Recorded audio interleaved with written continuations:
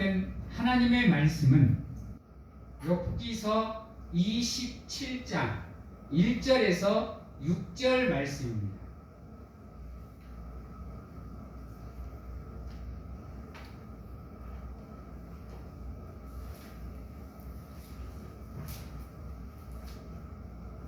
욥기서 27장 1절에서 6절 말씀 제가 봉독해 드리도록 하겠습니다. 욥이 또 풍자하여 이르되 나의 정당함을 물리치신 하나님, 나의 영혼을 괴롭게 하신 전능자의 사심을 두고 맹세하노니 나의 호흡이 아직 내 속에 완전히 있고 하나님의 숨결이 아직도 내 코에 있느니라. 결코 내 입술이 불의를 말하지 아니하며 내 혀가 거짓을 말하지 아니하리라. 나는 결코 너희를 옳다 하지 아니하겠고 내가 죽기 전에는 나의 온전함을 버리지 아니할 것이라. 내가 내 공의를 굳게 잡고 놓지 아니하리니 내 마음이 나의 생애를 비웃지 아니하리라. 아멘.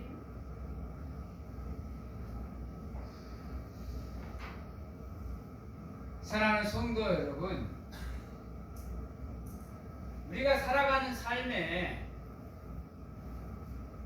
고통이 없고 아픔이 없고 슬픔이 없는,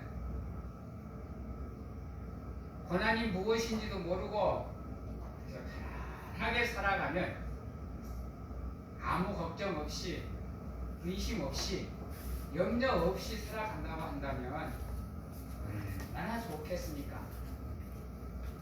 세상 사람들이 원하는 가장 행복한 삶이 바로 그러한 삶입니다. 아무런 문제 없이, 아무런 장애 없이, 아무런 걱정 없이 그저 편안하게 아무런 문제 없이 살아가다가 조용히 이 세상 떠나는 것. 누구나가 다 원하는 삶 아닙니까? 근데 아이러니하게도 우리가 살아가는 세상에는 그러한 삶이 없습니다. 우리가 원하는 대로 모든 계획이 흘러가지고 우리가 하고자 하는 대로 세상이 우리의 뜻대로 따라와 준다면 아무 걱정 없겠죠. 근데요, 우리가 살아가는 이 세상에는요, 잠깐은 우리의 뜻대로 이루어지는 것 같은데요, 얼마 가지 못해 우리를 좌절하게 만들고 힘들게 만들고 포기하게 만드는 일들이 반드시 생기게 되어 있다는 겁니다. 왠지 아세요? 이유는 딱 하나입니다. 사람이나 세상이나 완전하지 않기 때문입니다.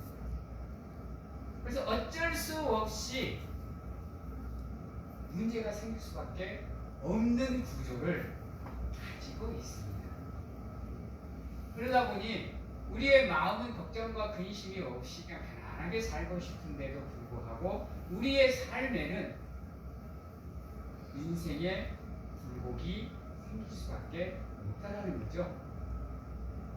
우리가 건강한 모습, 태어날 때부터 시작해서 죽을 때까지 아무런 문제 없이 최상의 컨디션으로 살아갈 수 있으면 얼마나 좋을까요? 그런데 그렇지 못한다는 거죠. 최상의 컨디션을 갖고 있으면 최악의 컨디션은 반드시 우리에게 오게 됩니다.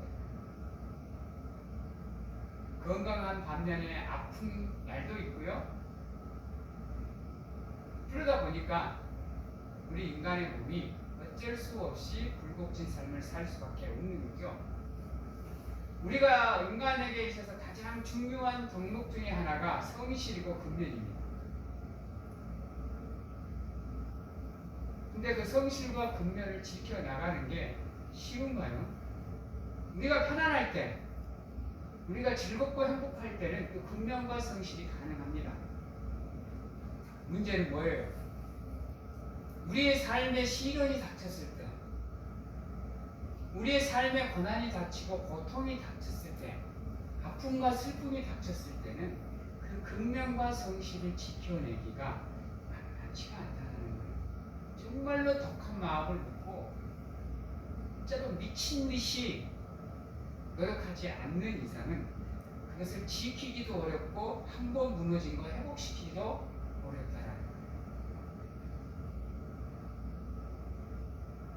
그러다 보니 우리도 모르게 자연스럽게 믿음의 길에서 떠나는 경우도 많이 생긴다는 거예요. 어쩔 수 없이 믿음이 약해져서 우리가 서 있는 자리가 믿음의 자리가 아닐 때가 많다는 거예요.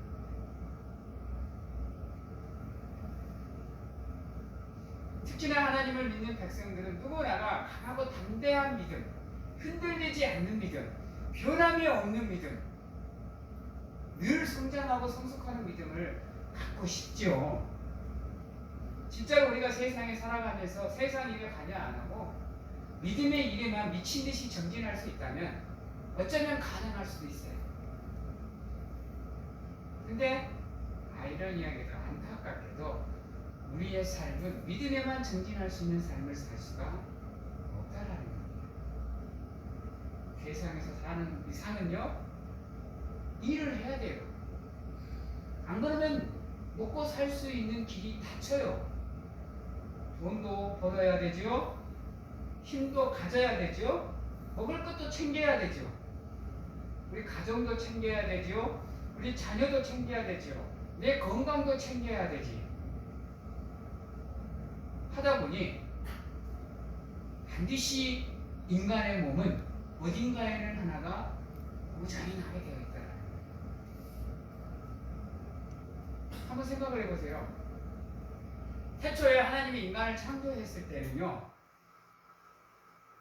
하나님이 머무는 에덴 동산에 인간을 두었기에 일을 할 필요가 없었어요, 여러분. 가만히 있으면 하나님의 시계가 자동으로 흘러가서 나무는 먹기도 먹음직도 하고 탐스러운 열매를 맺어주고, 그때는 비도 없었어요, 여러분. 알아서 하나님의 섭리 가운데 완벽한 하나님의 계획 안에서 세상이 흘러갈 수 있도록, 그래서 인간이 땀 흘리지 않고 수고하지 않고 노력하지 않아도 하나님의 사랑으로 모든 것을 가질 수 있고 누릴 수 있는 시대가 그 태초 창조의 시대입니다, 여러분. 얼마나 편해요. 그러니 인간의 몸이 병들 이유도 없고 아플 이유도 없죠. 하나님께서 궁창 위에 물을 만드시면서 우주에서 들어오는 모든 해로운 걸 다 차단시켰는데,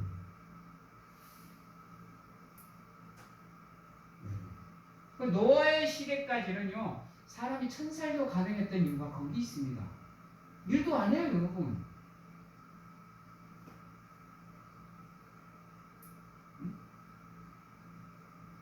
이게 육체가 병들 이유가, 노쇠될 이유가, 연약해질 이유가 하나도 없었어요, 여러분.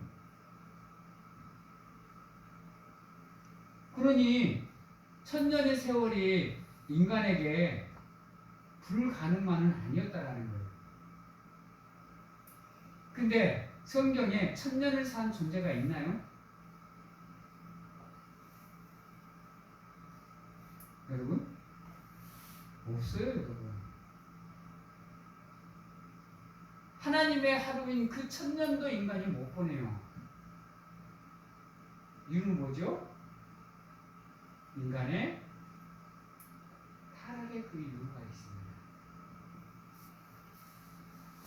하나님이 인간을 처음에 만들었을 때는요, 하나님의 형상대로 만들었기 때문에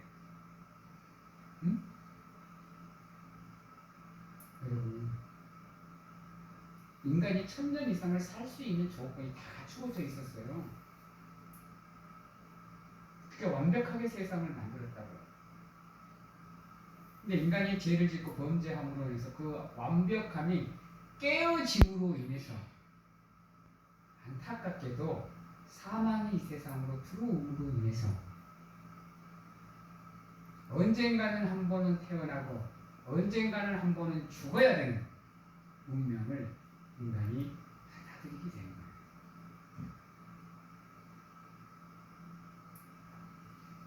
그러니 그때부터 시작해서 이 세상은 죽음을 반드시 받아들여야 되는 세상이 됐습니다. 노아의 홍수 이후로는요, 800년, 900년을 살던 인간의 수명이 여러분 안타깝게도 120세로 팍 줄어요, 여러분. 천천히 주는 것도 아니고. 노아의 홍수 이후 성경에 가장 먼저 기록되는 사람이 누구예요? 여러분, 믿음의 조상 아브라함이에요. 그 아브라함의 나이가 몇 살? 죽을 때 147.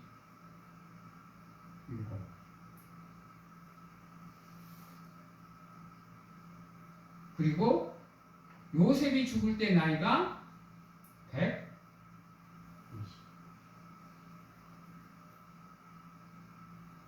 이렇게 인간의 수명이 확 줄어요, 여러분. 이 모든 잘못이 그래서 인간은 하나님을 원망하게 돼요. 뭐라고 원망해요? 자기가 사랑해서 인간을 창조해 놓고는 잘못 좀 했다고 인간의 수명을 이리 줄여버리나? 그러니까 하나님이 인간을 사랑하는 거 맞나? 이거 거짓말 아닌가? 이렇게 얘기하는 사람이 있어. 근데 그건 아니라는 거죠. 그래서 인간의 내면에는요, 그 약속을 중히 여기는 생각보다 약속을 가벼이 여기는 생각들이 강해요. 약속을 얼마나 쉽게 어겨요, 인간은. 이게 문제인 거라요.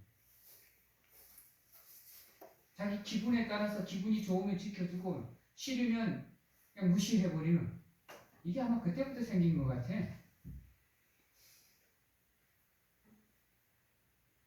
오늘 본문 말씀은요, 고난의 대명사인 욥이 고난 앞에서 어떻게 대처하는지를 보여줍니다.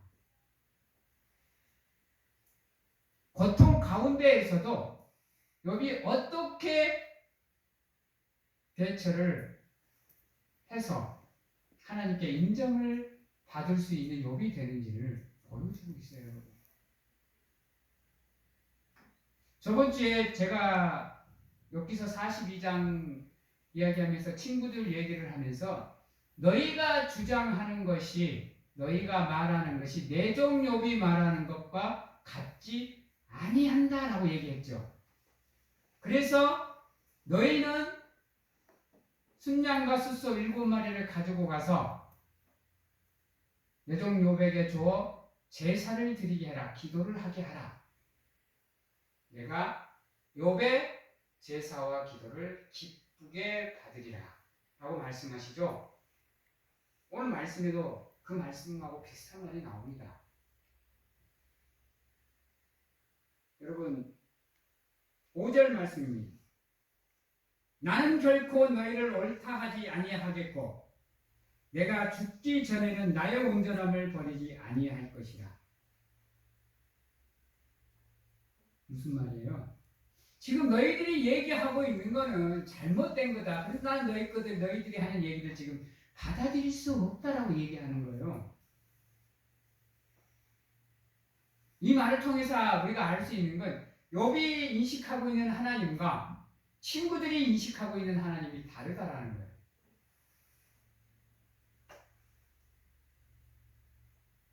여러분, 같이 하나님을 믿는 사람들임에도 불구하고 각자가 갖고 있는 하나님에 대한 인식이 다 다르다는 얘기예요. 그래서 대제사장을 세우신 이유가 무엇이냐? 하나님에 대한 인식을 하나로 뭉치게 만들기 위해서 대제사장을 세워주시는 겁니다. 그래서 대제사장을 통해서 하나님이 어떠한 분이신지 이것을 가르치고 또 배우게 만들어 주셨어요. 근데 아이러니하게도 가르치는 자는 잘 가르쳐 주는데 받아들이는 자들의 생각이 달라서 서로가 믿음의 생활을 천차만별이 되는 겁니다. 그래서 우리가 믿음 생활을 하면서도 잘 걸러 들어야 되는 이유, 잘 구별하고 분별해야 되는 이유가 여기 있습니다. 여러분들 이단들 한번 생각을 해보세요. 처음에 믿음 생활을 할 때는요, 이들 제대로 배웠어요. 제대로. 문제는 뭐예요?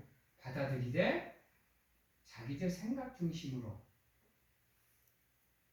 하나님의 말씀대로 받아들이는 게 아니라 자기들의 생각대로 받아들이니까 이게 변형이 되고 변형이 되고 변형이 되고 변형이 돼서 하나님의 말씀과는 정 다른 진리가 되어버리는 거예요.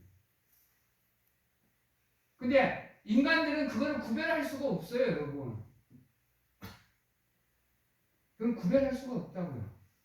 이게 진리인지 이게 잘못된 교리인지를 구분을 못해요, 인간은요. 그래서 성령을 무엇에다가 비추느냐? 빛이라 그래요. 예수 그리스도가 자신을 뭐라고 얘기하느냐? 빛이라 그래요. 예수 그리스도가 우리를 뭐라고 얘기하느냐? 빛이라 그래요. 왜요? 그 하나님의 빛이 아니면, 비추어지지 않으면 그 어떤 것도 우리가 구별할 수 있는 지혜를 가질 수가 없다라는 얘기예요. 이게 선인지 악인지를 구별할 수 있는 능력을 인간이 가질 수가 없었어요. 그리고 그 능력은 인간에게 허락이 되지 않았어. 근데 아이러니하게도 인간의 범죄의 근원이 뭐냐? 선악을 구별하는 거였어요.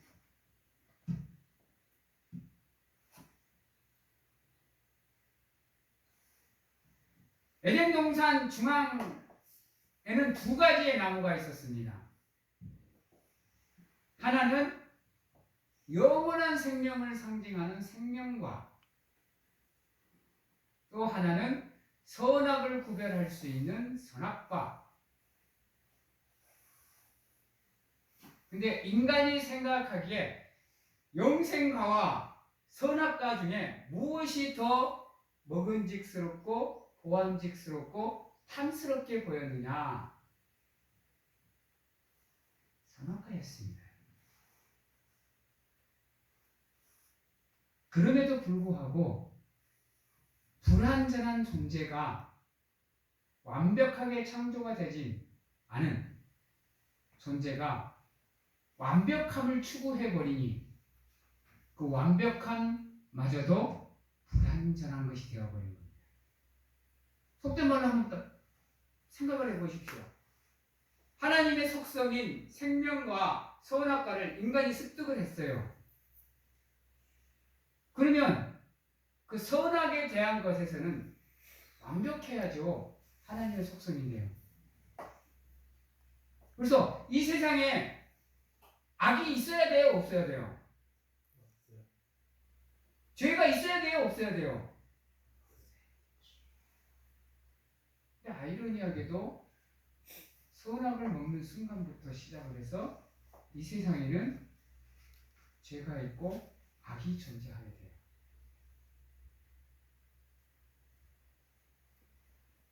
여러분, 이게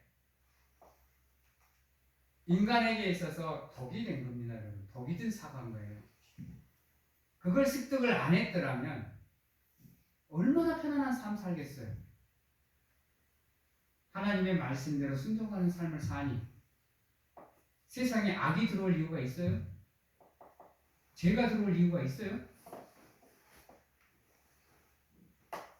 그래서 이 세상이 완전해지기 위해서 우리가 이 세상을 하나님이 주신 세상으로 환원을 시켜야 된다는 이유가 거기 있습니다.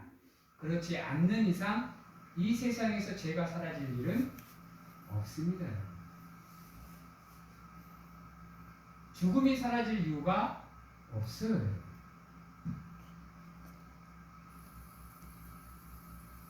그래서 우리가 하나님의 말씀을 듣고 배울 때면 늘 집중을 하셔야 돼요. 늘 집중을 하시는 가운데 옳은 것을 분별하고 구분하여서 그것으로 나의 삶과 믿음을 채우기 위해서 무전히도 노력을 하셔야 돼요. 선택의 순간순간마다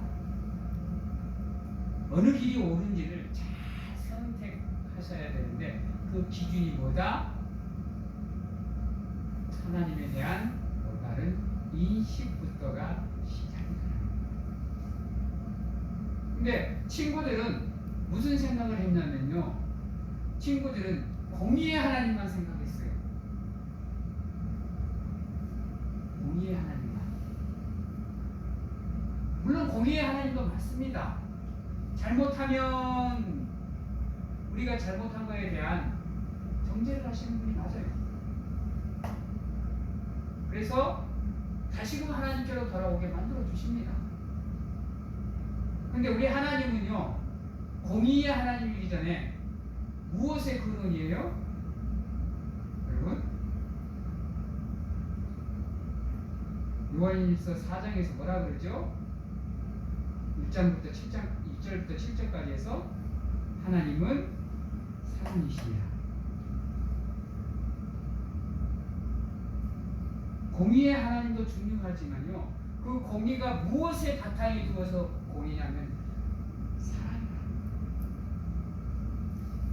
그래서 우리가 잘못을 하면 정죄하시는 분 맞습니다. 심판하시는 분 맞아요. 여러분, 근데 우리 하나님이 바로 심판하시는가요?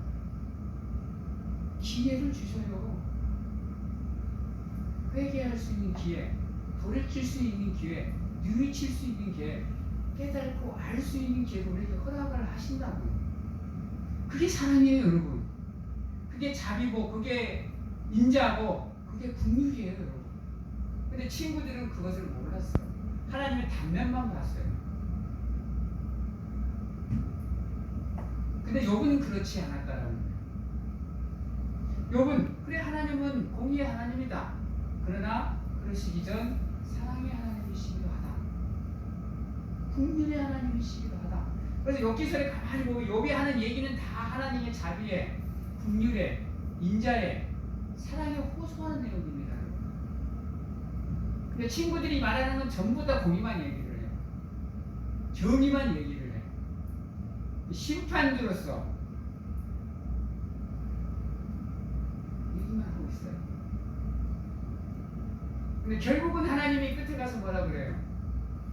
너희가 나에 대해 일컫는 모든 말이 나의 종 욥이 하는 말과 같지 않다라고, 너희들은 틀렸다 라고 하나님이 탕탕탕 못을 박아요. 신중하셔야 됩니다. 성경을 읽으실 때나 보실 때나 설교를 들으실 때면 늘 집중해서 진리를 추구하시기 위해서 노력을 하셔야 돼요. 어떤 사람들은 하나님은 심판주인 것만 강조를 해요. 그러다 보니까 하나님이 두려운 존재가 되어버려. 무서운 존재가 되어버려.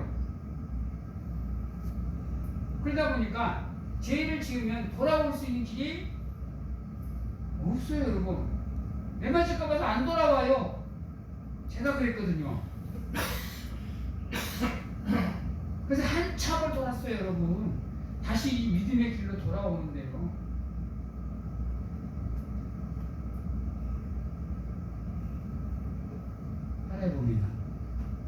하나님은 심판의 하나님이시기 전 사랑 그 자체십니다. 이 말은 무슨 말이냐면요, 우리의 모든 것을 다 용서할 수 있는 분이고, 다 품어줄 수 있는 분이고, 다 안아주실 수 있는 분이라는 것, 우리를 이해하고 용서하고 구원해 주실 수 있는 분이라는 얘기예요. 고통 가운데 있는, 고난 가운데 있는, 죄 가운데 빠져 있는, 사탄의 올무에 빠져 있는 사람들 가장 먼저 생각해야 되는 게 바로 이거예요.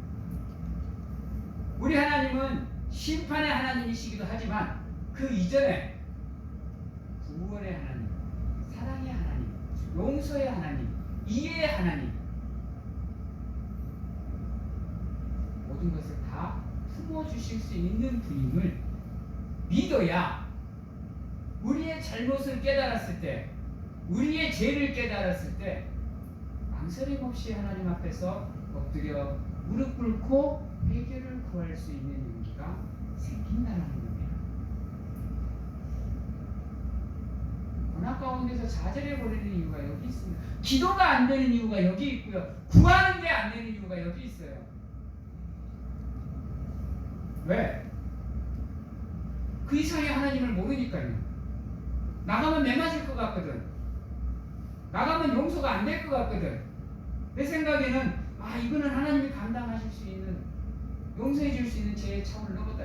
이런 어처구니없는 생각을 하다 보니 나와서 회개하고 고백하는 이 과정이 정말로 무서운 겁니다. 여러분, 우리 하나님은 사랑의 하나님이십니다. 기억하세요. 그래서 5절에 보면, 6절에 보면 이렇게 얘기합니다. 내가 내 공의를 굳게 잡고 놓지 아니하리니 내 마음이 나의 생애를 비웃지 아니하리라. 이렇게 얘기를 해요. 왜요? 하나님은 모든 것을 다 용서해 줄 수 있고, 나를 받아줄 수 있고, 나를 구원해 줄 수 있는 분인데 왜 내가 나를 원망하겠느냐? 왜 내가 나를 포기하겠느냐? 왜 내가 좌절하고 방황하고 무너지겠느냐? 하나님이 나를 도와주시는 거예요. 함께 하시는 거예요. 이 믿음이 필요해요, 여러분. 정말로 필요해요. 극한의 상황에서 도저히 나의 힘으로 그것을 감당을 못하고 있을 때 우리의 삶이 편안해지고 안정을 찾을 수 있는 건 그겁니다. 하나님이 지금도 살아계셔서 나와 함께하는 것도 중요하고요. 내가 구하면 그 모든 것을 다 들어주실 수 있는 전지전능하신 분님도 중요합니다. 그러나 그것보다 더 중요한 거, 하나님은 사랑이십니다. 이게 전제가 됐을 때 지금도 살아계신 하나님이 나와 함께하고 내가 구하는 그 모든 것을 이루어질 수 있는 하나님이 성립이 되는 거예요. 고통 가운데, 고난 가운데 우리의 삶이 놓여져 있거나 놓여지게 된다면 가장 먼저 그 하나님의 사랑을 호소하십시오. 가장 먼저 그 하나님의 사랑을 갈망하십시오. 그리고 구하십시오.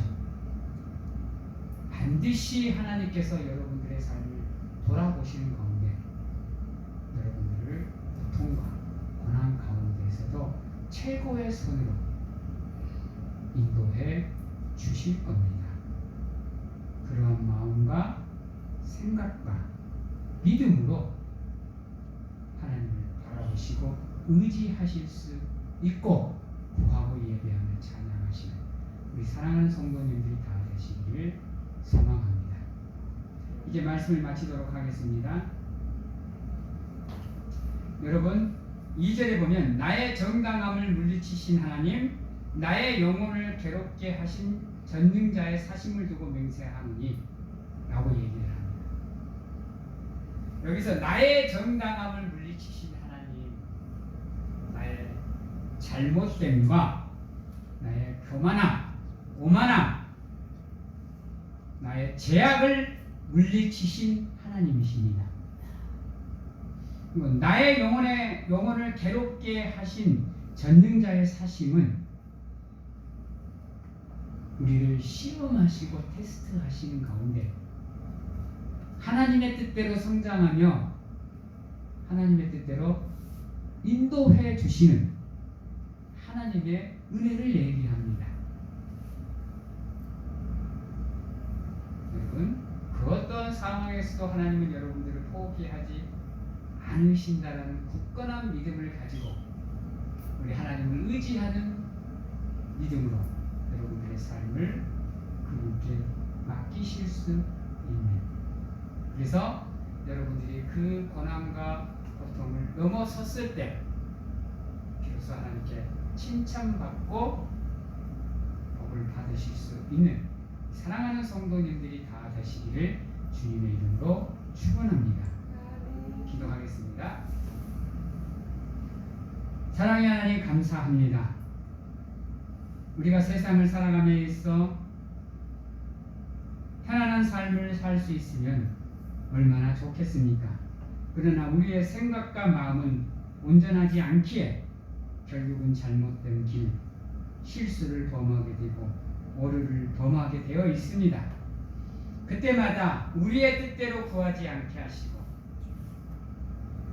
하나님의 뜻대로, 하나님의 말씀대로 구하고 선택할 수 있는 강하고 담대한 믿음 저희들에게 허락해 주시고, 아버지여, 정의의 하나님이시기 전, 심판자의 하나님이시기 전, 우리를 정죄하시는 분이기 전 우리를 사랑으로 먼저 안아주시고 품어주시며 오래 참고 인내하시는 분임을 기억하고 그 어떤 상황에서도 하나님의 사랑에 먼저 호소할 수 있는 우리가 될 수 있도록 하나님 축복하여 주시옵소서.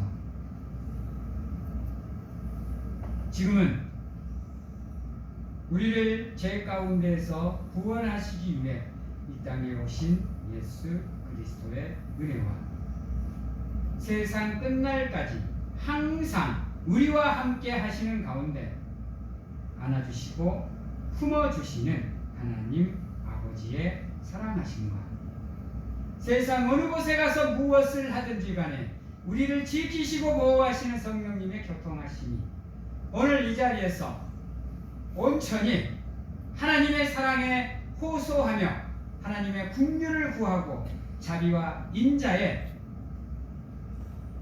우리의 삶을 드리는 사랑하는 성도님들의 머리 위에와 가정과 직장, 자녀와 건강 위에 지금부터 영원토록 함께 하시기를 축원하옵나이다.